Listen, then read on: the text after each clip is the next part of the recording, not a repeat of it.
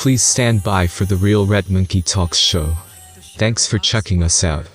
We start a 15-minute countdown and give a chance to our viewers to catch up on our show when we go live. Otherwise, we immediately jump right into the program. On this pre-program content, we show either one or a combination of sweeping review throwback of past posts, a teaser of upcoming content or additional supporting content of significant relevance to the main news, information or topic that will be in focus. The Red Monkey Talks show presents a variety of topics which include issues and events, some seldom highlighted or shoved under the rug. The worst yet is when it is presented in a different narrative and context. When necessary or applicable, we also add, up front, our personal opinion, observation and experience on in-focus topic. We also feature flashback and throwback of past events of historical value worthy of discussion or remembering again. Imagine, if we can freely check out the pun and pinch in news, information, and culture you need to know. Join us here at the Red Monkey Talks show, and be a rebel, simply by listening, watching, and supporting us. Subscribe to our channel, like our content, leave a comment, and ring the notification bell to get timely updates. If you have just tuned in, you are just right in time. We are starting the discussion proper of our feature story or stories, because there are. Stay right there and get ready. Long way process. It's really the life of the church na more and more a citadel church. So thank you very much, Father Joey Gonzaga, ang rector ng tawag nito, commission ng synodality ng Cáceres, and of course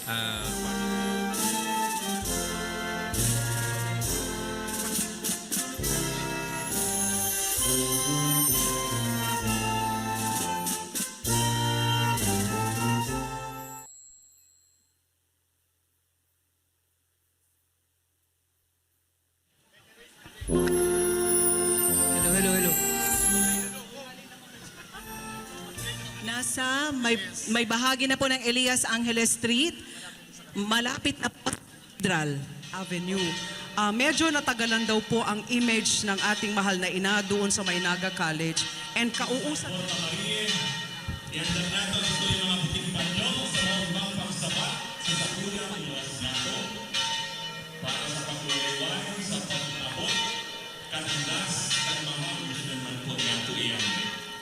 Yaon na po ang nundas ka sa tuyang mahal na divino rostro.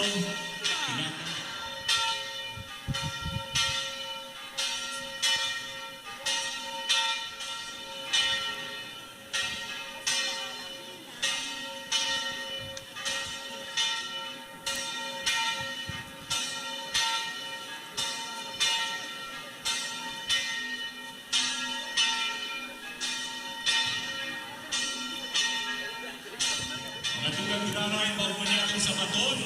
Ang mahal na divino rostro, viva el divino rostro! Ang mahal na labong ni Yesu Cristo! Viva! Viva el divino rostro! Viva! Viva el divino rostro! Viva! Viva el divino rostro! Pagkakal el divino rostro! Viva! Dear brothers and sisters in Christ, to enshrine the holy picture at the cathedral. As a result of the people atmosphere, that the holy picture was placed on an andas and was carried on the shoulders of the priest.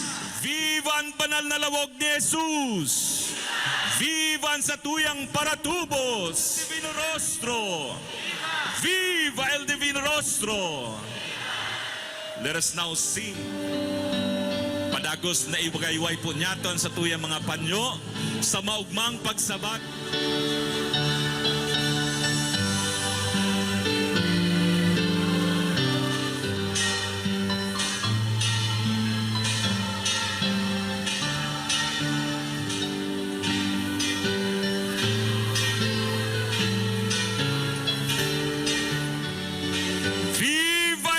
Rostro! Viva el Divino Rostro!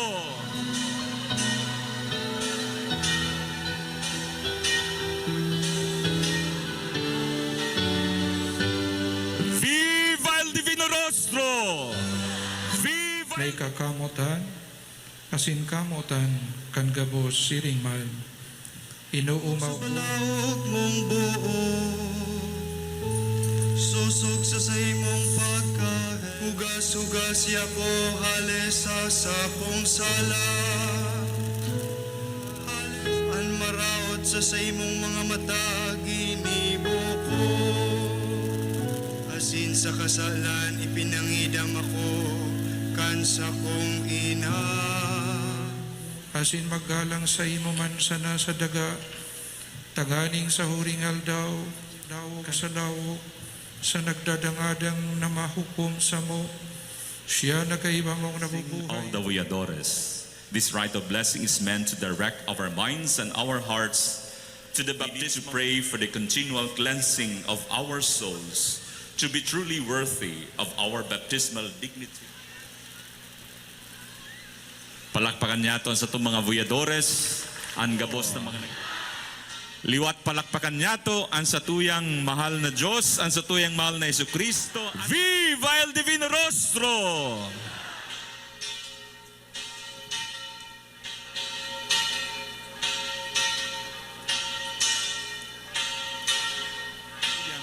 Mahal na ina, asin man tangpo kita nagahalat-halat, sa tuya man pong papamiibion ang nobina.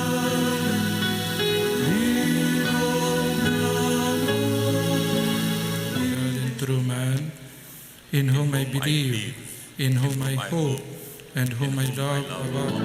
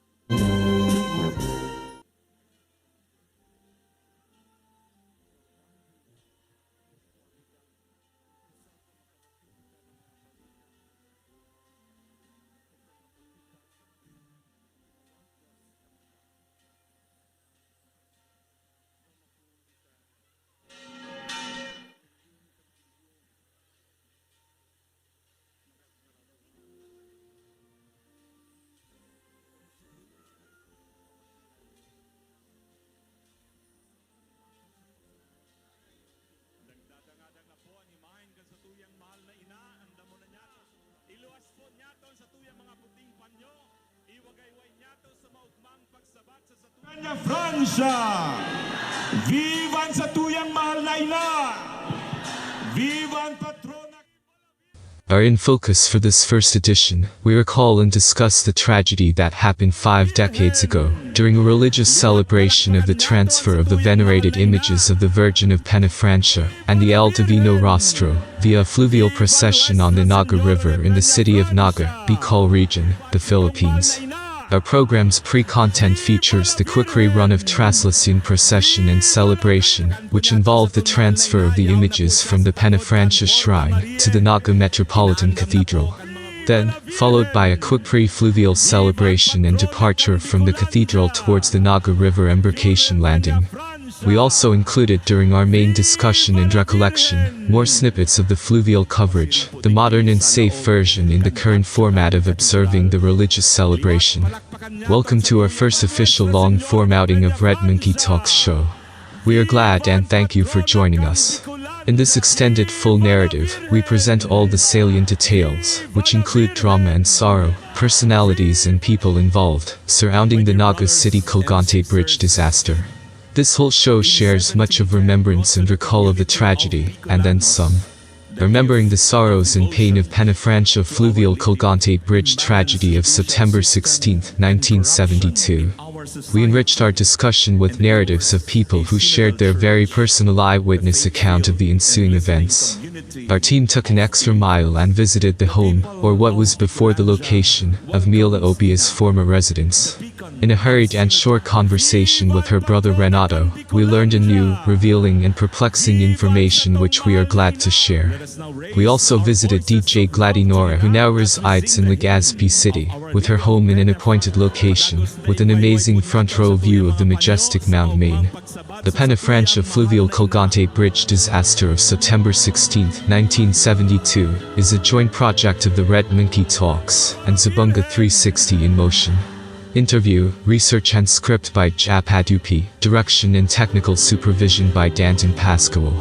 Previously, the text was published online in Zabunga360.net, in a two-part story, The Sorrows and Pain of the Colgante Bridge Disaster of September 16, 1972. This new comprehensive edition comes with more updated information in exhaustive long narrative format. Before we start, thank you for listening and watching this portion of the Red Monkey Talks show, which is also being shared by Zabunga 360 in Motion. Please subscribe, leave a comment, like and share this post, and hit the notification bell. It meant so much for us. Your support will contribute in a huge way to the awareness for others who could learn a thing or two from our content. This early, we extend our big thank you to all supporting our channels. When you like and share our content, you help increase the visibility and distribution of our posts. Imagine if we can freely check out the Pon and Pinchin news, information, and culture you need to know. And please continue watching as we move on with the show. Remembering the sorrows and pain of Penafrancia Fluvial Colgante Bridge tragedy of September 16, 1972. Long ago during the month of September, some 51 years ago in our fast recall, and counting.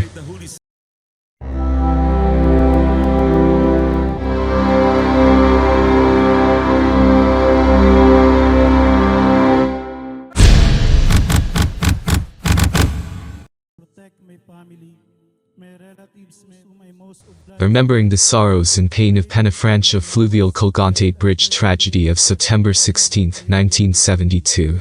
Welcome to our first official long-form outing of Red Monkey Talks show. We are glad and thank you for joining us. In this extended full narrative, we present all the salient details, which include drama and sorrow, personalities and people involved, surrounding the Naga City Colgante Bridge disaster. This whole show shares much of remembrance and recall of the tragedy, and then some. Remembering Penafrancia Fluvial Colgante Bridge disaster of September 16, 1972. Long ago during the month of September, some 51 years ago in our fast recall, and counting. It was Saturday, September 16, 1972, at Barrio del Carmen, Calabunga, Camarines Sur. At the residence of the Abias family. About 11 o'clock, Emerita Abias was done cleaning the dining table, removing the plates, spoons and forks, and drinking glasses. Her daughter Mila finished an early lunch than usual. The mother hugged and bade and wished her good luck. Then, Mila went on rushing for the door to catch the next jeepney ride for Naga City. Earlier, the mother pressed Mila's dress for a very important occasion. Mila, the eldest of the Abias children, was a college student of the Catholic and Jesuit-administered Ateneo de Naga College. Very recently, she passed the audition in the search for a new disc jockey and announcer of radio stations DZGE and DWEB-FM of Filipinas Broadcasting Network, with main regional and broadcast offices at Bars, Conaman. Part of Mila's on-the-job training was repertorial and coverage of live events. On that fateful day, the radio stations were bound to cover the traslacion and fluvial procession of the Virgin of Penafrancia and the venerated image of the El Divino Rostro. It was the transfer and return of the images from the Naga Cathedral to the Penafrancia Shrine. The religious event was, and still is, like a clockwork every year. It features a walking procession or traslacion, a fluvial procession which is a barge ride, using a specially built watercraft referred to as pagoda, and tugged along by boats, that navigates upstream the Naga River. And then, on to the third and last leg, highlights a short walking procession from the river bank, up until the Penafrancia Shrine, the permanent residence of the images. The 10-kilometer ride from Calabunga to Baris almost took her 30 minutes. A good clearance, Mila thought. She arrived at the station on time. Just in time, walkie-talkies were being distributed to reporters and announcers. During a previous staff meeting, they were given post assignments and timings of spot location on the fluvial coverage. As a rookie announcer, Mila was assigned to cover the procession in partner with a senior radio DJ. Her first posting was a vantage point near the gate fronting the main building of the Colegio de Santa Isabel or CSI. It was in that spot that the images were supposed to come out of the Metropolitan Cathedral and Parish of St. John the Evangelist, right after the last 2 o'clock afternoon Mass. Past the hour of 12 noon, September 16, 1972, location, near the CSI. FBN senior DJs Glati Nore and her boyfriend Tanging Pogia Larry B went to savor the fiesta atmosphere and merry proceedings. They first dropped by the house of her co-teacher nearby for a much-needed lunch break. Nora, other than working in FBN, was also teaching at the elementary department of the CSI.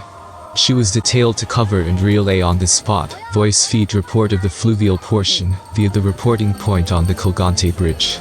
Already, the remote coverage crew of the radio stations had begun with the airing of the Mass inside the Metropolitan Cathedral, which ended at 3 o'clock in the afternoon. Past the hour of 3. It was Mila's turn.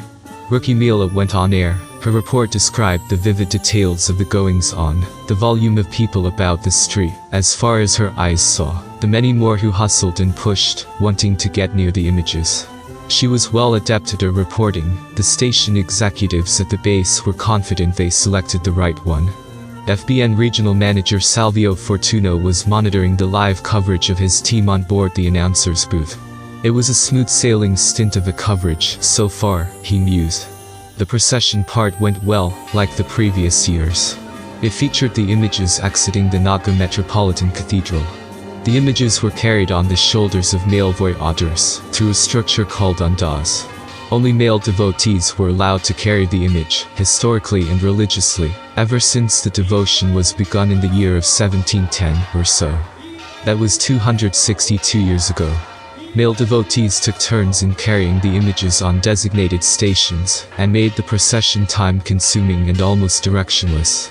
It took longer time for the procession in navigating the streets, and reached the landing site by the Tabaco Bridge. It was there that the waiting watercraft was anchored. And eventually, past the hour of 4 in the afternoon, the images were loaded on the Vanquerna, the makeshift barge. Earlier, the Naga River has swollen in height due to generous rain. Many religious devotees believe the rain is a miracle that happens, like a clockwork, too, every year, and before or during the Penafrancia Fluvials. Rainfall generously add a good volume of needed water on the shallow tributary of the Bicol River, which enables the barge to sail on, in an unobstructed course. Between the hour of 4:30 and 4:45 in the afternoon, the fluvial entourage came into full view by the Colgante vantage report point. Reporters from different radio stations including DZRB, DZDR, DZXN, and DZG, located themselves nearer on the mid of the hanging and jiggly wood contraption of a bridge, the Colgante. From the elevated structure, one can see the Metropolitan Naga Cathedral, which was a stone's throw away, but also a few meters from the nearest and corner building of the CSI. I think it was about in the year of 1970 when I first saw Colgante Bridge, according to Joseph Ivan Ubuko's posted lengthy recollection. Weeks before my first visit to Colgante Bridge, my friends warned me to walk carefully while crossing the Colgante Bridge, because it is a very old and rickety structure. My brother even told me that you could actually make the whole bridge shake by just jumping hard on the middle of it. My friends also advised me not to cross the bridge when darkness falls, because carnivorous evil spirits are believed to rise from the bottom of the bridge to grab unsuspecting people who happen to be crossing the bridge at night. The lady in white is also known to live underneath the bridge and sings enchanting songs to lure unsuspecting locals to their demise. No Filipino horror story is complete unless the white lady sings. One afternoon, Ubuko continued his recollection. My brother and I decided to check out the Colgante Bridge and see if the stories we have heard were indeed true. After school at around 5 p.m., we went to the bridge and stood at the western end of the bridge, by the Penafrancia Avenue side. I looked at its foundation and saw a few large wooden posts, some of which were slightly leaning. To make sure it was safe to cross, we waited for a car to cross over the bridge. After a few minutes, we saw a car drive up to the bridge. The car stopped at the beginning of the bridge, and the driver shifted to gear number 1 before proceeding cautiously. I noticed that the whole bridge swayed slightly while the car was crossing. We waited for a few minutes for the shaking of the bridge to stop, before my brother and I decided to cross it. Joseph added that my brother was braver than I, and so he casually walked over the bridge like it was not a big deal. While I was crossing the bridge, I extended my arms horizontally to keep my balance even, and made sure that every wooden plank that I stepped on would hold my weight before taking another step. I became terrified when I saw that one of the wooden planks on the pedestrian path was missing. My brother, who was then standing on the other side of the bridge, ridiculed me and kept on shouting for me to hurry up. He said, Ivan, para mabalyo ka lang ning tulay? Sobraman ang kaartehan mo. Dalian mo tatibaad abuton kita ning matangang banggi digdi. Ivan, all you need to do is cross the bridge. Quit acting up. Hurry because I don't want to wait for you until midnight, Ivan noted. Colgante is a Spanish-derived word that loosely means hanger hanging. The exact location of the hanging or suspension wood bridge is at a mid-section of the short Santunja Street. It served as the main cross-link between Penafrancia Avenue and Blumentritt Street of Barrio de Hyangding, on the other side of the Naga River. The old bridge, which was damaged before, was repaired and reconstructed as a somewhat weak hanging wood bridge. The undermanned Naga City Police force assigned in the area made it clear, but was too helpless to enforce, that only media personalities in broadcast and print covering the fluvial event, and few people were allowed to stay in the area. The devout Catholics and enthusiasts were not contained, however. It was jam-packed to the hilt by the hundreds. Earlier in the afternoon, a sudden change of anchors on the base required DJs, Nora and Larry, to return and went back to the radio broadcast office, upon learning that Mila was reassigned to cover the Colgante reporting point, together with assistant station manager Sal Orban. Nora then went on board and received reports from the field. When I left home to watch the 1972 fluvial procession, Roti Hinova Valiente, I told my parents and relatives that I was going to watch the procession near the Colgante Bridge. My high school classmates were with me that day, and when we reached an area near the Colgante Bridge, we saw that the crowd was thick as a beehive. We decided not to squeeze through the crowd, but instead decided to visit the home of a lovely girl, Valiente wrote. I left the house with my older first cousin, Benner Manolig, that day to watch the Penafrancia Fluvial Procession, Chidilak Kindanum, wrote. Before we left, my mother told my cousin, Bantayan mo yan si Judy. Day mo pabayaan, tay ka ang matuwa. Watch your cousin Chodi. Do not leave him because you are older. My cousin obediently agreed to my mother. Judy continued, my cousin suggested that we watch the fluvial procession at the Colgante Bridge. When we got to the bridge, we saw a lot of people on it. There were children and teenagers swimming on the river near the bridge, and some children would go to the top middle part of the bridge and jump to the river. I also saw ice cream vendors chiming their tiny bells, balloon vendors waiting for customers, and balut vendors roaming among the crowd. The atmosphere was merry and relaxed, Judy recalled. The Colgante Bridge, a 15-year-old structure of steel girders and wood planks, groaned under the weight of over 100 of warm bodies. Nobody, not even the public safety authorities assigned overseeing the area, had a good and exact count of the people on its belly. But they knew too well that beyond 100 folks on the bridge was more than too many. We have been waiting at the bridge for about an hour already, Judy continued, when I felt the bridge sway a little bit. I heard a teenager shout, Magagaba na ang tulay. the bridge is going to collapse. Something inside me told me to leave the bridge. When I told my cousin that I wanted to leave, he became upset, telling me, Ano ka naman, Judy? Itong harani nang mag-abot ang pagoda? Saka man gusto mong maghali. Kung gusto mong umuli, magsulo kang umuli. What's the matter with you, Judy? Just when the barge carrying the image is about to arrive, you decide that you want to leave. If you want to go home alone. I responded to my cousin, Mapuli ako, pero bahala kang mag-eksplika kay nanay. I am going home alone, but you have to explain this to mom. This made Benner worried because he remembered that my mother specifically instructed him to watch over me. Benner was quite perturbed when we left Colgante Bridge, relieved, Judy thought. Over at the Colgante, Mila and Sal were trapped by warm bodies, edging for the vantage view of the approaching Vanquerna, carrying the images of the Virgin of Penafrancia and the Divino Rostro. But this did not prevail them from reporting the events. As the view of the pagoda became more visible, the people's built-up excitement and expectation became more heightened, and restlessness grew more. And the more the people oogled, the more the thick crowd jostled for a good view. Some were praying the rosary, many were chanting Viva la Virgen and Viva el Divino Rostro. The bridge seemed to jolt in uncontrolled motion, like swing and vibrating. The pagoda was approximately between 800 and 850 feet away from the bridge. At a distance, and viewed from the Vanquerna, the Colgante Bridge looked beautiful, with colorful buntings, and adorned with different lighted colored bulbs. As the near-dying sun slowly poised its descent, the bridge's silhouette on the Naga River provided a lovely backdrop for the still unfolding, almost near culmination, of the Penafrancia religious festivities. It was the perfect scene of the tableau, of combined sights and sounds, rowdy, expectant, religious and yet merry. On the Colgante, the religious faithful, the enthusiasts, and the visitors jostled for a better view of the fluvial scenario down on the river, about 30 feet below. The same commotion on the bridge and fluvial scene on the river that Mila Bias and Sal Orban, of radio stations DZGE and DWEBFM were describing.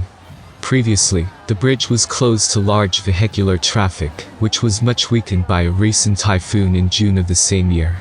There were countless small riverboats, which tugged the Vanquerna with the images of the Virgin of Penafrancia and the El Divino Rostro. Also on board the main watercraft were priests, lay ministers, male guests and the chief of police of the city, among others. As per customary practice, no female, with a religious, patron, enthusiast or tourist, has ever been accommodated to accompany the images aboard the Vanquerna, since the traditional fluvial was begun in the years which started in the 1700s. Many said that the image of the Penafrancia, representing the Virgin Mary, was to be the only and usual woman on the barge. Long, flowing, haired Mila was on air that time. She was on the top of her form, describing how people on the bridge jostled for a view. She was invoking the listeners to give thanks to the patroness of Bicol for the many blessings received. Her mother, Emerita, felt very proud of her daughter while monitoring the radio report at home. The floating barge was less than 800 feet away. As the pagoda came closer to the vantage view by the bridge, excited onlookers on the river banks and on the Colgante became more restless. The jiggly bridge heaved and jerked. Then a loud cracking boom sounded, emanating from the bridge. Few seconds later, the swaying Colgante bridge disintegrated, bringing with it the people who were caught astonished, shocked and fearful. Over at DZG, the walkie-talkie links of Mila and Sal crackled, then went silent, and eventually cut off the air. On board the announcer's booth, Nora and Larry, who were taking their turns on board with the simultaneous broadcast of the sister stations, heard the brief gasp of commotion from the walkie-talkie before it was disconnected. They then signaled for the technician, who readily switched to another waiting reporter online. At the Colgante, big shards and pieces and planks of wood fell on the river. People aboard the bridge also went down with the structure. The debris and people from the fallen bridge barely missed the front line of small river boats and boatmen tagging and pulling the Vanquerna. It was about 15 minutes later after we left the Colgante bridge, Lakin Danum related, when we heard that the bridge collapsed. We were able to dodge disaster because I listened to that voice inside me. In a shared recollection by Tony Lugney Toon, I was working as a salesman for Coca-Cola back in 1972, and I was assigned in Naga City. I was drinking beer with a couple of my friends in a house near the Colgante bridge. We had a good view of the Colgante from the veranda of the house. While we were watching the crowd at the Colgante bridge, we suddenly saw the whole bridge collapse before our eyes.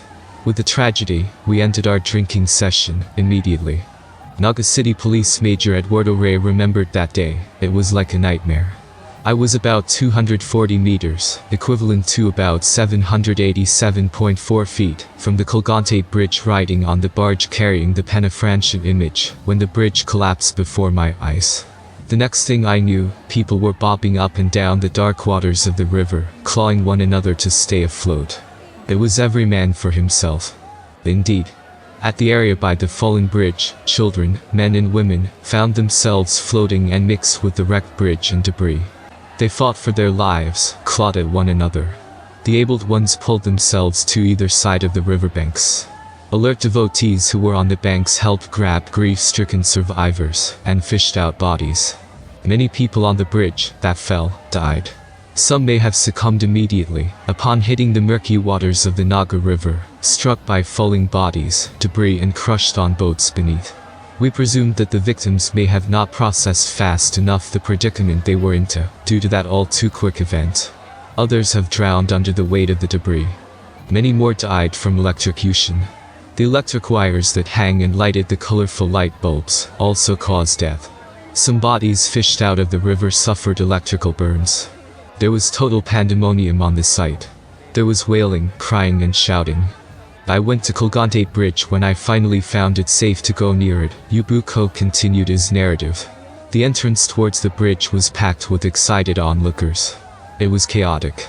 I was then standing on Penafrancia Avenue, and I could see people standing at the edge of where the bridge broke, and they were looking down at the river. Majority of them were just curious bystanders.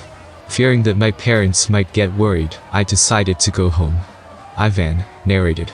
Meanwhile, the fluvial procession was stopped immediately. The Vanquerna with the religious images on board was left unscathed by the falling bridge. By sheer coincidence, it was at a far and safe distance from the disaster zone. Again, the religious community considered and attributed the spared destruction of the Vanquerna and the images as a miracle. On board the watercraft, Catholic priests, Monsignor Salvador Naz and Monsignor Domingo Nebrez, led the removal of the images from their respective undas. The occupants disembarked from the watercraft, waded into the river, met wet but unharmed. The images were passed from one boy otter to another, up until the shoulder of the riverbank by the backyard property owned by Francisco Ossetri. Francisco was a dispatcher of bus company Pantrenco. By coincidence, Francisco was building his house. There was a good stock of lumber supplied from Tomban, Tinambak, all ready for the construction work. The backyard was planted with thick banana trees. The boy otters hastily cleared a pathway by weeding off the bushy banana leaves. Ossetri was then convinced to spread over the lumber on the wet and slippery ground. It was converted to a quick pathway for safe and easy passage of the people who came from the Vanquerna. From that time on, the pathway came to be referred to as the Hinawasan. In Bicol, it meant the place where the images and the people passed and emerged or surfaced. That pathway led and connected to the existing Mabini Street and ultimately intersect the Penafrancia Avenue. While some devotees from the barge opted to go with the group that climbed up the riverbank by the Aussie Trees Yard, some managed to clamber up the other side of the bank bordering Barrio Da Yungdung towards Blue Men Treat Street. Eventually, there were two groups of devotees that managed to get off the river on both sides of the riverbanks. The Mabini group led and continued the interrupted procession on Penafrancia Avenue. The Blue Men Tree faction also led another procession towards Magsaysay Avenue. We have to note here that some of the people, devotees on the streets including those that came from the Vanquerna were in tears, crying, and perhaps, still in shock and distraught, brought by the scene witnessed of the collapsing Colgante, or overheard over the radio. They hurriedly walked the street and eventually met at the intersection of Magsaysay and Penafrancia Avenues. The merged group walked the last hundreds of feet or so until the doorstep of the open doors of the Penafrancia shrine, which was already prepared for the homecoming of the religious images. There was no merry, raucous chanting of Viva la Virgen or Viva el Divino Rostro. Only somber mood prevailed during the last leg of the procession until the shrine.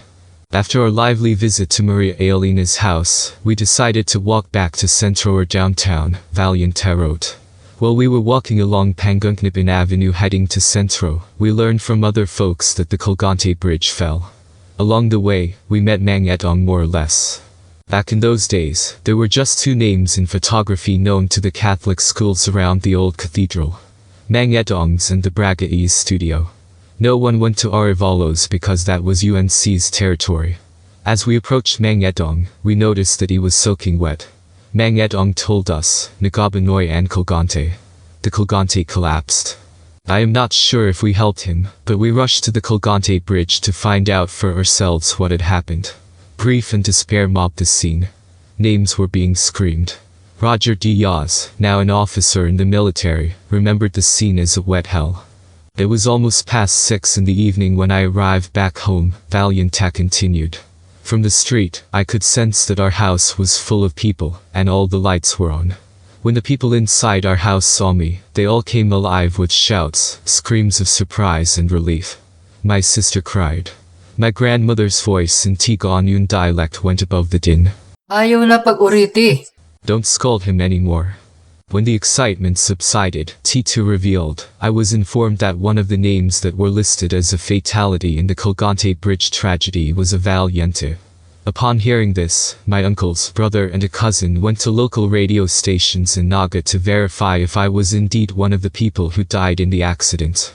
My relatives also went to the provincial hospital and other sites to check the corpses taken from the Colgante. They went through agonizing moments while pulling the sheets off of every corpse to check their missing relative. I could not remember anything else at home. I did not even explain where I was, for that would have been the most trivial explanation for that day. For some time, the churches of Naga Cathedral, San Francisco and the Penafrancia Shrine started its church bells ringing. Joined by a few of Naga City's police cars on the scene with wailing sirens. The melancholy death tolls consumed an eerie night, summarily closing for the day. The once joyful fluvial festivities turned deadly and tragic. Where local radio stations fielded reporters in covering the fluvial procession, the attention was turned to broadcasting the unfolding rescue at the river.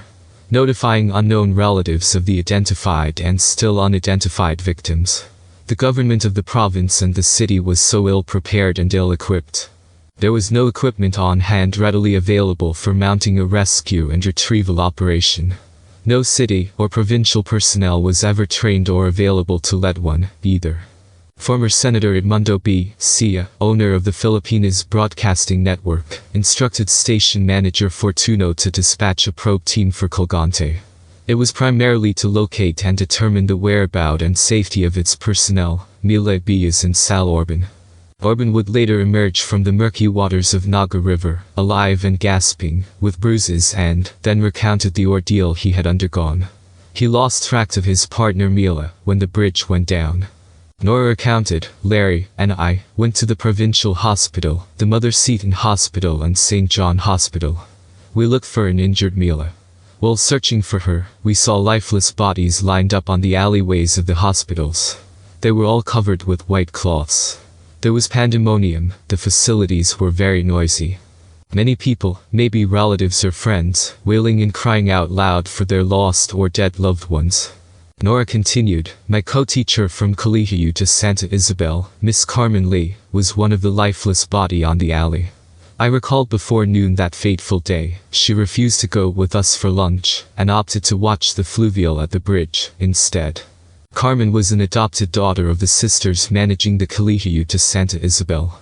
When she was a baby, she was left at the doorstep of the school, presumably, maybe by her mother or relative, where nuns found her. She was nurtured and educated by the nuns at the CSI, Nora related. When Carmen graduated in college, she was hired as a teacher at the CSI. It seemed that many residential houses in Bagumbayan have lost a member of the family, very sad, Nora added to her recollection.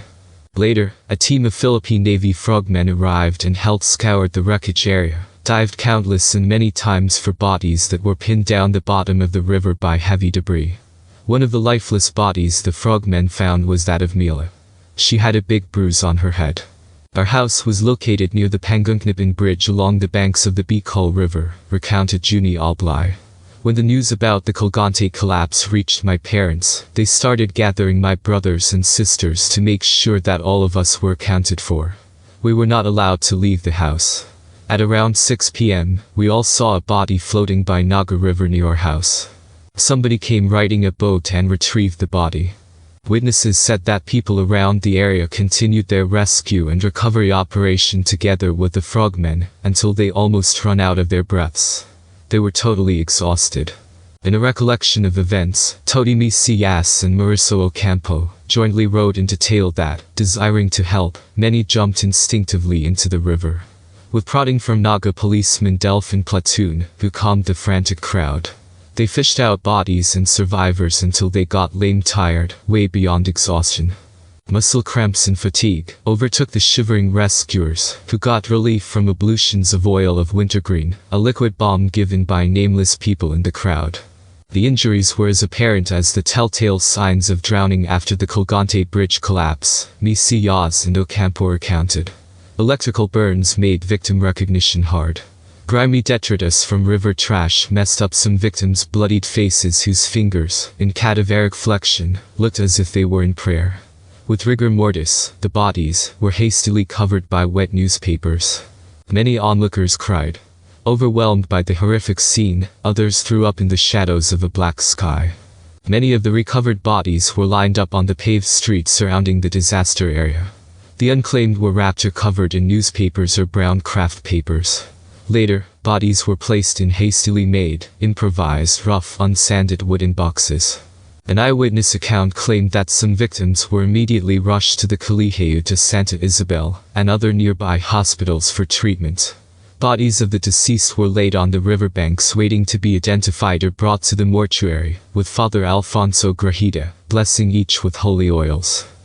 So, Going back now to the tragedy of Colgante. That is the advantage of an old man. I was there when it happened. okay. I was still assigned in Norte. I came here October. This happened 72, September. Yes, Okay, I came usually for the fiesta.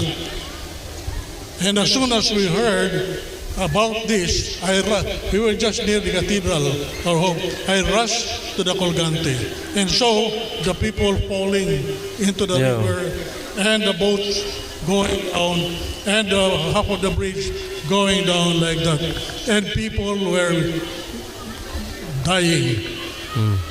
One thing I could do, and I think it made me very happy, I was giving the general absolution to people. Sige lang, I was giving the general absolution for all the people falling down into the river. And I can't imagine, perhaps I saved, with the help already, I saved a lot of people before they forgot their breath or their life. And that is the beautiful thing I experienced there. And then I saw these people who did not have any training, dumping the people into jeeps. without applying the first aid. I could see some, like one of them is Dr. Claros, saving people, no? Applying the artificial respiration, cardiovascular resuscitation, and they will survive. But these people who will come into the jeep, being brought to one of the stations, all died. People being dumped into jeeps, being brought to one of the stations in Naga. I heard over 100 ba yun? About 100 Opo. died. And others who survived, well, they were just blessed, no?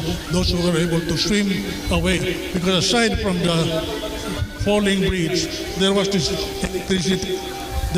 electricity being opened to people and in the water. And the water was the conductor, the electricity, and people will die because of that electric shock. So, here is what happened. There were Boy Scouts on both ends of the bridge. Mayroon pong mga scout nagbabantay duman sa duwang opening kan bridge, kan Colgante, trying to stop people from coming. But since they were small boys, they ignored the Boy Scouts. And people started coming and filling up the Colgante. Kaya buminagsak. Ano ang lesson? Be prepared. Kasi we can be taken by him anytime. And we cannot know when or where or how we will go. One of the retrieved fatalities was Santiago Ojeda of Guwa, Camarines Sur. He witnessed the event and used a camera and voice recorder which was recovered later on the river. In his recorded observation, he mentioned that, quote, "This bridge is full of people, and I don't see anyone directing traffic here," unquote. I was having a drinking session with the Morales brothers at the Morales studio located in front of our house, when all of a sudden we heard a commotion coming from everywhere, recalled Rex Imperial. After hearing that the Colgante bridge had collapsed, my co-drinkers got worried and told me that their father was at the bridge taking pictures. They immediately got up and rushed to the scene. I was about to go with them, but I was too drunk to do so. So I opted to stay behind and drink some coffee to make me sober. I listened to the radio and was able to monitor what was happening at the bridge. It was then that I learned that many died at the incident. After waiting for about an hour or so, we saw Mang Edong, the father of the Morales brothers, arrived at the house, all wet. He had some bruises on his arms and face, but he looked alright. I also saw his professional camera strapped at his side all wet and slightly damaged. Obviously, he was one of the victims, but fortunately he survived, Imperial noted. Mang Edong narrated to us how he survived. Imperial continued, by holding on a beam as the bridge collapsed underneath him. According to him, the people who died either drowned or got crushed from the falling debris. I remembered that the bridge was made of lumber. We were all glad that Mang Edong was safe. Rex ended his narrative. According to Noor, Mila was my kababane. We lived in the same town. We, Larry and me, and some staff of FBN, went to Del Carmen. Mila's remains was already there. Her long flowing hair was still dripping with river water. FBN donated a green-colored coffin, and an unspecified amount of financial aid for the family. Mila's mother confided that little did their family had any hint, the last words from Mila's report would be her last memorable lines would utter, and her family would hear. Later in the week, she was brought to her final resting place at the Catholic cemetery in San Isidro of Calabunga. Nora revealed, "I don't have vivid memories of the Colgante collapse since we were still in grade 3 then. As far as I can remember, my brothers and I were at the compound of the Ursua family at Penafrancia Avenue. We always go to the Ursua's residence every Penafrancia fiesta to watch the fluvial procession," related Jerry Zantua. From the vantage point of the Ursua's backyard, Jerry recalled, "We saw the horrific collapse of the Colgante bridge. Our Dirina had not yet passed under the bridge, because only a few boats had gone through when the bridge collapsed. I even saw somebody jump down to the river as the bridge was collapsing.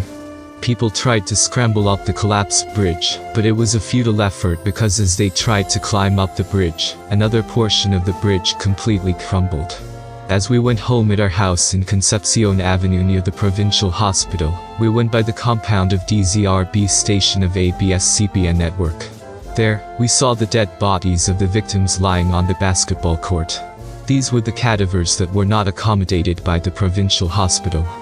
Curious people lined up to see the bodies, and many tried to find out if they could recognize any one of them as being either their relative or friend, Zantua vividly recalled. I was at home when we heard over the radio in the late afternoon about Colgante's tragic collapse, Cesar Bagat-Yan wrote. Meanwhile, most of the guards at the Naga City jail were mobilized in the ensuing Colgante rescue operation. The lapse of judgment on the side of the local jail management was taken advantage by the detainees. It was a window of opportunity. They staged a commotion and caused the remaining 2 guards left behind being overpowered. The Makrai paved the way for the escape of 47 detainees out of 52. An interesting side note here. A lingering rumor, then, surfaced, that one of the patrons aboard the Vanquerna was Imelda Marcos. But this was never confirmed nor refuted by any of the many voyageurs, laypeople and religious officials who were also aboard the watercraft. But that rumor received a scathing and pungent reaction from disgusted folks. Although, some were quickly defensive and opined that it was only to spider. At the disaster zone, the retrieval operation continued until the early morning hours of Sunday, September 17, 1972, the actual feast day and Penafrancia fiesta. I remembered going to the site together with some of my friends the following day. Cesar continued his narration. Rescue and retrieval operations were still ongoing, and the only memories which left a permanent imprint in my mind were the broken bridge and the numerous slippers of different sizes and shapes, which were strewn all over the place, with some still floating on the river. There was a lot of sadness in our neighborhood during that time. I really don't know for how long was it, but for a good period of time, I did not walk going to Naga Parochial School, simply because the Colgante Bridge was an integral part of my route. I was a 3rd grader back in September 1972, Bunny Full Hentes revealed. The following week after the Colgante Bridge tragedy, we came back to school at Naga Parochial School, and found one of my classmates named Arna Lavila, missing. All my classmates at TAL section wondered where Arna was. Our teacher sadly told us that Arna was one of the fatalities of the Colgante Bridge disaster. My sister, Inga, also told me that one of the teachers of Colegio de Santa Isabel died at Colgante, Full Hentes recalled. Naga City Police Chief Elias Palma tasked Patrolman Ernesto A. Jan for the conduct of investigation of the tragic accident. Ernesto came up with the finding that from the salvaged pile and heap of timber from the bridge, the barrel bolts were still intact, but the shaft embedded in the wood has tapered and corroded. This 1972 Colgante tragedy was not the first accidental destruction of the bridge. The same bridge and location was also a scene of a deadly accident, and by timing and coincidence, also during the conduct of the Penafrancia Fluvial procession, 24 years before, on September 1948. That first Colgante Bridge collapse claimed the lives of 30 persons. Meanwhile, Mayor Cibolo had difficulty in the conduct of mobilization and access of the city's resources. Politics showed its ugly fang, which played to the detriment of the people's welfare and interest. Cibolo belonged to the Liberal Party, which opposed the Nacionalista Party of Marcos. It took some time before the Department of Public Works and Highways would lend a crane for the operation in Colgante. The national government wasted 3 days before it raised a finger to help the city, but only after Cibolo was forced to align himself to the Marcos administration. Thereafter, the mayor got word from Malacanang the assurance that funding for a construction of new concrete replacement bridge over Santana can be made available. After 5 days of the infamous fall of the Colgante, the event was overshadowed with the rumored declaration of martial law in the Philippines on September 21, 1972. There was blackout of the coverage and information of the deadly saga, as the mourning and burial of victims were completely shrouded into the canopy of total fear and uncertainty. The people braced for the unknown rim and possible abuse of power and vindictive character of martial law. Total fear became reality when the Bicolano Secretary of Public Information Francisco Kitadid read the proclamation 1081 over radio and television nationwide. Martial law enveloped the country in one sweep and stroke of an announcement. Then, broadcast networks and print media were shut down, silenced, while media broadcast practitioners, journalists and vocal critics of Marcos were manhunted, rounded up and detained by the Philippine Constabulary and the Philippine Army. Electric service in Naga City and neighboring areas served by the Bicol Electric Company experienced a blackout, too. It took about another week or two before I decided to go to Colgante Bridge to find out how it looked like, Joseph Ivan related. When I got there, there was already a temporary single-lane cross bridge that was constructed along the side of the fallen bridge. Like the original wooden Colgante Bridge, the tiny cross bridge would also sway when a person walked on it. When I was crossing the cross bridge, I looked down at the water. The bottom of the river is barely clear, but I could see white objects that I could not identify. Someone told me that they were body parts, but I did not believe them because the rescuers were able to retrieve all the bodies that were found underneath the bridge. Joseph narrated. The fatalities of the tragic Colgante downfall. Well, it was widely believed and claimed by some that as much as 138 or 140 people perished in the hapless tragedy. No one has come out with factual listing or documents supporting the assumption, not even from the media or government. There was an accepted assumption that some victims were claimed by distraught families, even without proper notification of the authorities. As there were hundreds more were injured, the authorities also failed miserably in conducting verification and documentation, which completely exposed them of massive incompetence, and devoid of compassion, and total disregard from public accountability and responsibility. The family of the victims, injured or fatality, could have not forgiven them, after all, and maybe, up to this time. And here is the listing and final roll call of the documented victims, that they may find peace and rest, forever.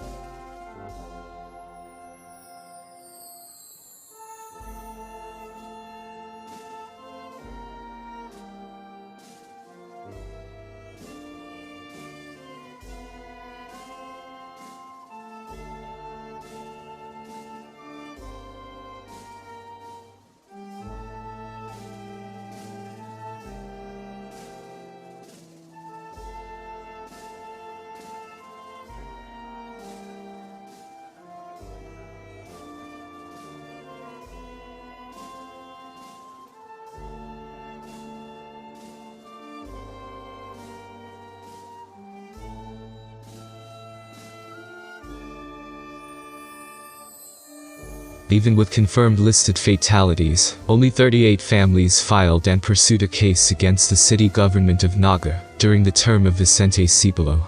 Attorney Agapito III represented the city, while Attorney Luis Henril Jr. stood for the families of the victims. The first hearing was presided by Judge Gloria Navarro of Regional Trial Court No. 20. The case moved in a snail pace. True enough, the saying that justice delayed is justice denied applied perfectly well on this situation. It took 19 years later before the families who filed the case were indemnified by the city.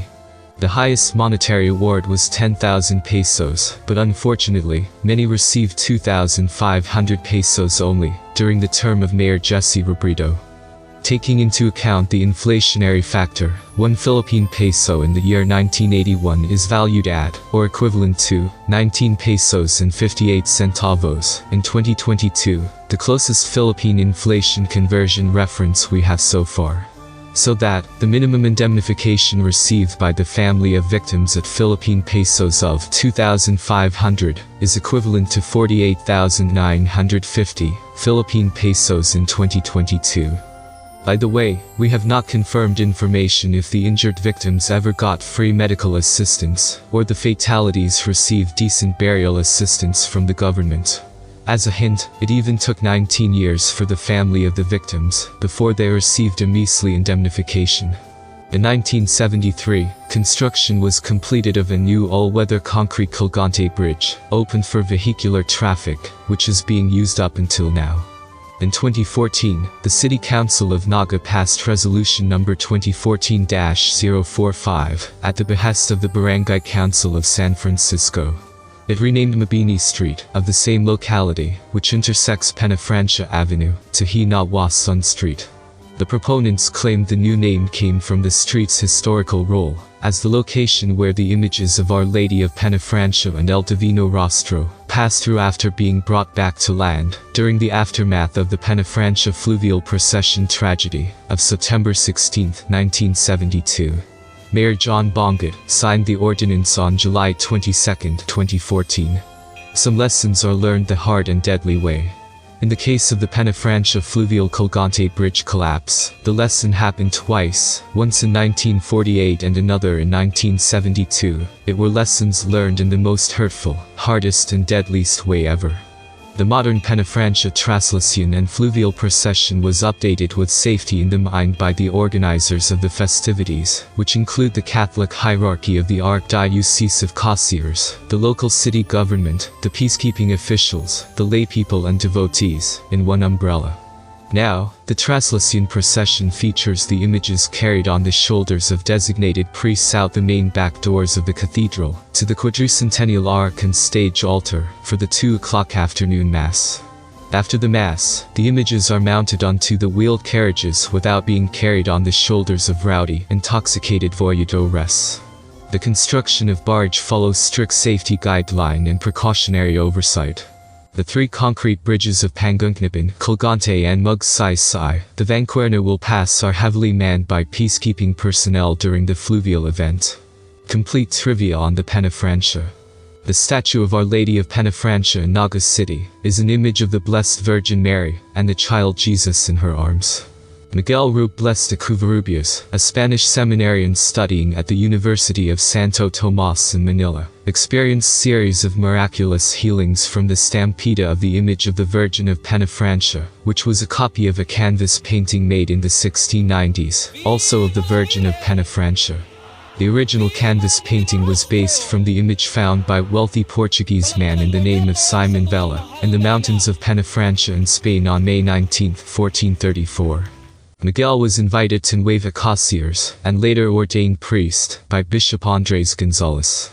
Miguel later became the parish priest of the Nueva Caceres Cathedral, and vicar general of the diocese. Sometime in the year after 1710, he built a chapel made of bamboo and nipa by the banks of Naga River. Then he commissioned a local artisan for hardwood carving of like image of the Penafrancia based on the stampede in his possession. The image found by Vela is now enshrined in Salamanca, Spain, while the stampede is now in the Penafrancia shrine in Paco, Manila. In 1741, the first stone church, what would become of the shrine of Penafrancia, was built by Most Reverend Isidro de Revelo. When Spanish Bishop Francisco Gainza was assigned to the Diocese of Nueva Caceres in 1863, he led the renovation of the church at the present location of the parish church of Penafrancia in Naga City. Gainza issued a decree on September 1, 1864, which institutionalized the traslacion procession on the Friday before the Feast of the Holy Name of Mary, when the image was transferred to the cathedral through a procession for the 9-day solemn novena. Then on the afternoon of the 9th day, Saturday, the image was brought back through the traslacion por el Rio, now known as the Fluvial Procession, to her sanctuary for the celebration of principal feast day on the next day, Sunday. In the year 1895, Pope Leo XIII issued a rescript fixing the feast day of Our Lady of Penafrancia on the first Sunday of July, and declaring the same as the principal patron of the city of Nueva Cáceres, dated June 4 and 10, on the same year. In the year 1905, Pope Pius X, through a rescript dated April 8 of the same year, granted the wishes of the Catholics of Nueva Cáceres, led by the first Filipino Bishop George I. Barlin. The solemnity of Our Lady of Penafrancia was permanently assigned to the Sunday after the octave of the Nativity of the Blessed Virgin. The transfer of the Penafrancia festivities from July to September has been the tradition followed up to this day.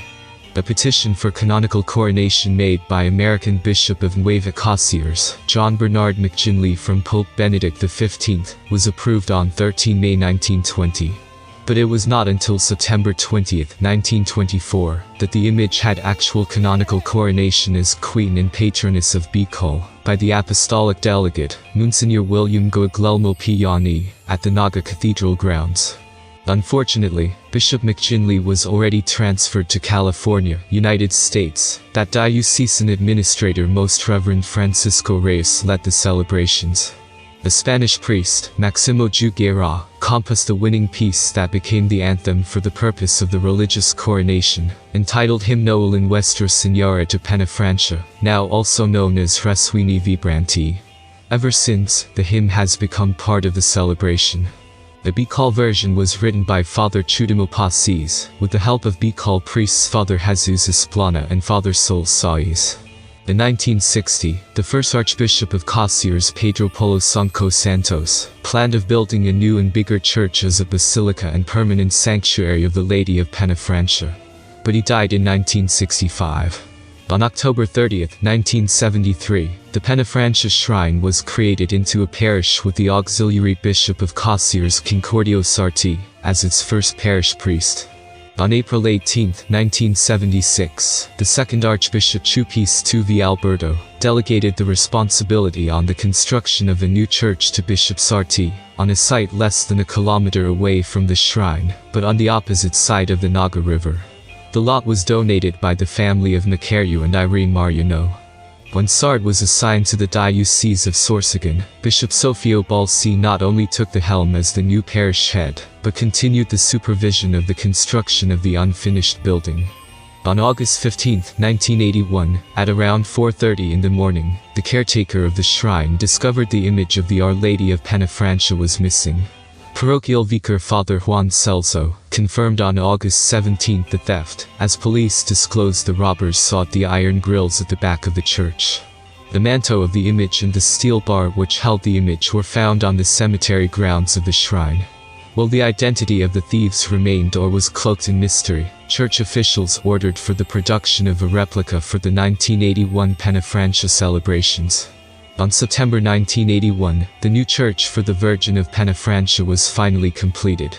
In May 1982, an antique dealer and said to be a Penafrancia devotee, Francisco Vicen, acquired a let that the stolen image was being offered for sale by a man from Mabini Street of Malati, Manila, while it allegedly was in the hands of a friend. When the information reached Shrine Rector Father Florencio Iliana, the image was alleged to have been moved to Cebu already. Between September 3 and 5 of 1982, Father Iliana received a box containing an image broken in several pieces, purported to be of the stolen icon. This episode of the loss and retrieval of the image of Penafrancia was like a perplexing, unfinished suspense and mystery movie.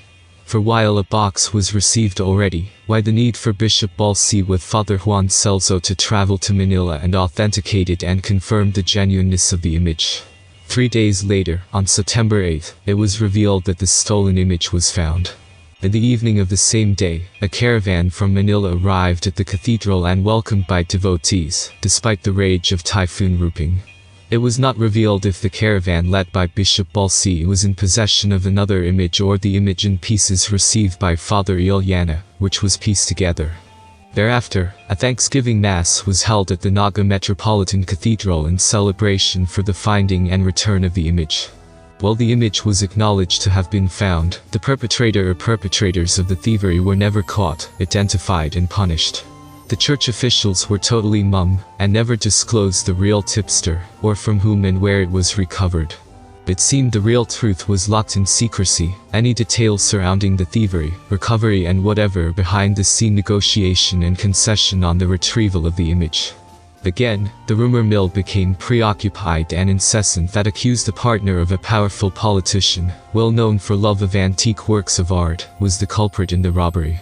Even as during that time, the strongman grip on power and conjugal rule of Ferdinand Marcos and his wife Imelda was already showing cracks, and on the decline, no one stepped up to inquire. Yet, Naga City patrolman Ronaldo Niula sacrificed his life in the conduct of the investigation in pursuit on the theft of the image, which did not get the deserved attention and justice. On May 22, 1982, the new church building was initially dedicated as the Church of Nuestra Señora de Penafrancia, with the attendance of the Archbishop of Manila Jaime Cardinal Sin, and Archbishop of Cebu Julio Cardinal Rosales. On May 22, 1985, on the third anniversary of the dedication of the new Penafrancia Church, Pope John Paul II granted the petition of Archbishop Leonardo Z. Legazpi for the privileges of a minor basilica to the church. The ceremonial elevation occurred on September 22, 1985, with the Apostolic Nuncio, Most Reverend Bruno Torpigliano. And much later, the basilica was granted the privileges and title of a national shrine, stripping and overshadowing the title off the original Penafrancia Parish Church, just across the Naga River. During the fluvial procession of September 19, 1987, the image of the Virgin of Penafrancia fell on the river by the embarkation point at Tabacu. The image was recovered, but the gold crown was lost on the murky waters of Naga River. The fluvial procession was briefly interrupted but continued with the image without the crown. During the 1996 Traslacion procession, the manto of the Virgin of Penafrancia was grabbed off by rowdy participants of the procession. In the year of 1999, during the 75th Jubilee anniversary of the coronation of Our Lady of Penafrancia, the Confraternity of St. Joseph was organized for the formation of voyadars to ensure the solemnity of the Traslacion and fluvial procession. On August 2008, the area around Tabacu embarkation and landing site underwent a dredging operation in preparation for the coming fluvial. The crew not only cleaned up and dredged the river, but also recovered the lost crown of the image of the Virgin of Penafrancia. Subsequently, the crown was verified by church authorities and authenticated as the original crown that fell on the river when the image went overboard 21 years ago. In 2012, the event was recalled in retrospect during the festivities. The recovered crown is now permanently on display at the Penafrancia Basilica Museum. During the Tercentenary Jubilee Penafrancia celebrations in the year of 2010, changes were introduced, like a new and formidable fabricated undas for the images came into service. It also highlighted spiritual formation of the voyadores and reorganization of the Cofradia de San Jose and Guardias de Maria, creation of the Joint Organizing Committee, in partnership with the local government of Naga, and other pertinent government agencies, for the peaceful and orderly conduct of fiesta celebrations. After the tercentenary celebration of the Penafrancia in September 2010, the singing of original Spanish hymn of Reswini Vibrante was revived, instead of the Bicol translation. On September 9, 2016, the Archdiocese of Caceres unveiled the Portamari, a commemorative arch of the tercentenary or 300th celebration of the devotion to the Blessed Virgin Mary in the year of 2010, in front of the Metropolitan Cathedral. The grand portal measures at 18 meters wide, 4 meters deep and 11 meters high, has on its top the 10 feet tall brass image of the Lady of Penafrancia, and 2 angels on each side. The main portal's center accommodates at least 8 persons, while the 2 small gates can accommodate 3 persons. All images used in the festivities and religious activities are replicas of the original, which are safely kept at the Basilica Museum, meaning, the images displayed in the altars of the old Penafrancia Shrine in Penafrancia Basilica are simply the replicas of the ones safely kept at the museum. Postscript on Mila Obias. We visited on October 3, 2023, one of Mila's brother Renato, in their residence in Del Carmen, the same location of Mila's former family house, which by now, a new concrete residential structure occupies. Ako si Renato Obias, kapatid ni Mila Obias. Ako ang panlima sa magkakapatid. Si Mila, Manuel, Emerita, Raul, Renato, Albert, Maricor, Ubias. In the living room, a large image of Mila is conspicuously displayed. According to Renato, the colored charcoal drawing portrayed differently Mila's appearance, who had a long flowing hair. Panahon 1972, ako po ay nasa ikatlong baitang ng elementarya.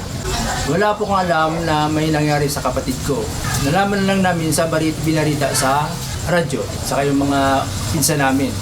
Nang malaman pong namatay ang aking kapatid, pinunta po ng tatay at nanay ko kung saan nakadilala yung mga patay, maramihan ng mga patay. So your parents recovered your sister's remains? Yun, nakuha po, pigkakan ko. Natadakugan ka ng mga natambakan ng mga patay, maraming namatay nun eh. Where was she recovered? Hindi ko naaram kung saan dinala yung mga patay eh. Where was her body found? Na ano po? By the street. Kung saan hindi ko po matanda kung saan napigdarara si mga gadan. Hospital. Or Or DZRB compound. hindi ko na po hindi ko na matandaan. Sa pinunta ng nanay ko, tatay ko. Okay.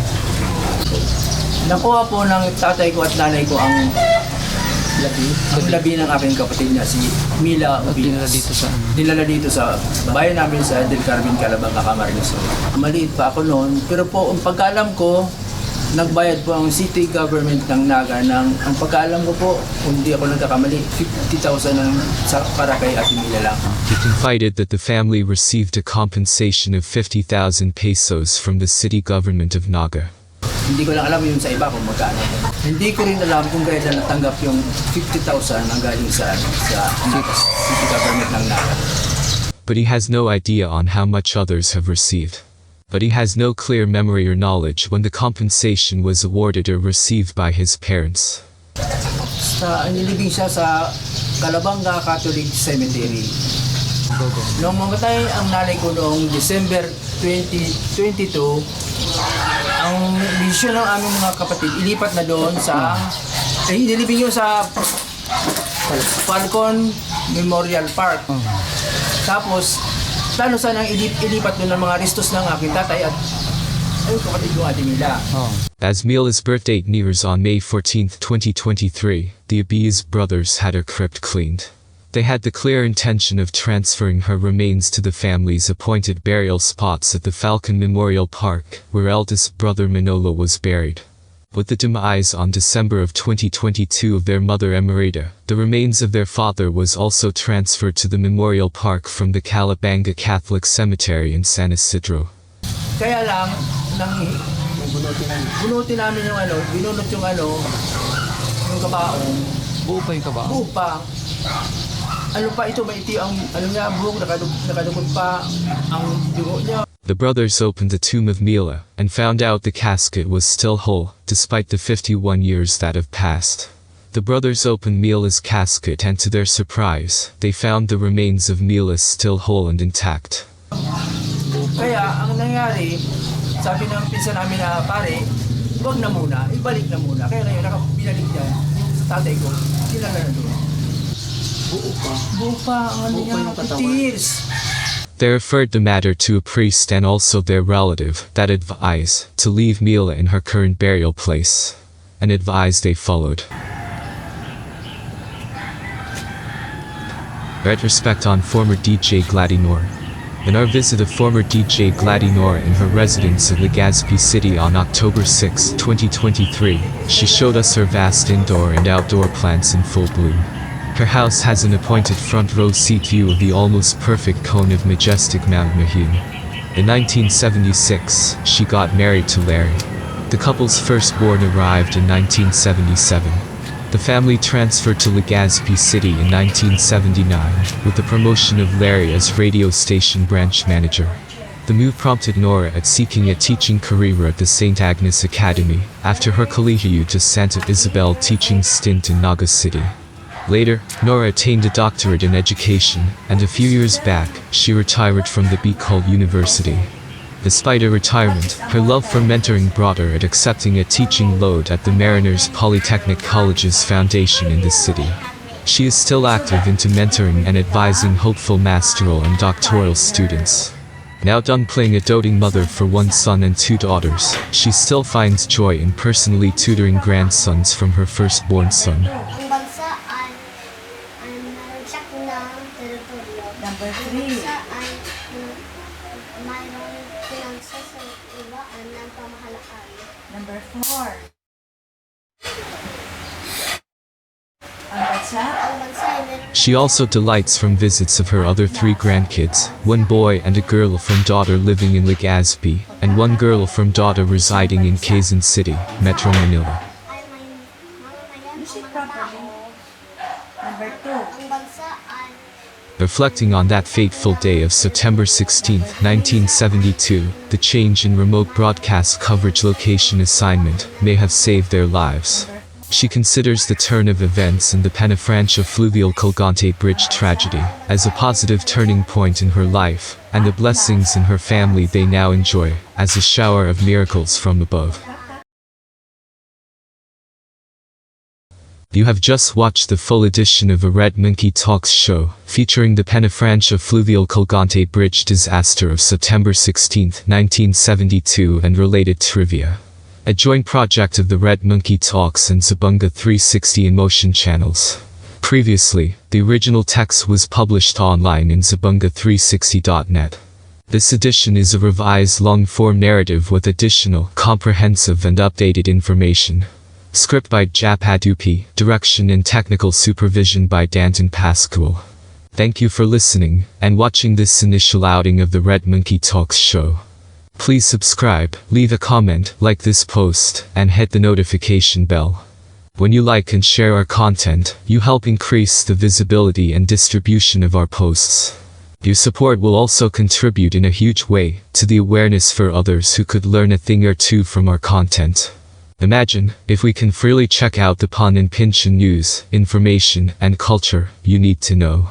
Join us here at the Red Monkey Talks show and be a rebel simply by listening, watching, and supporting us. Subscribe to our channel, like our content, leave a comment, and ring the notification bell to get timely updates. Have a great day everyone. Again, thank you.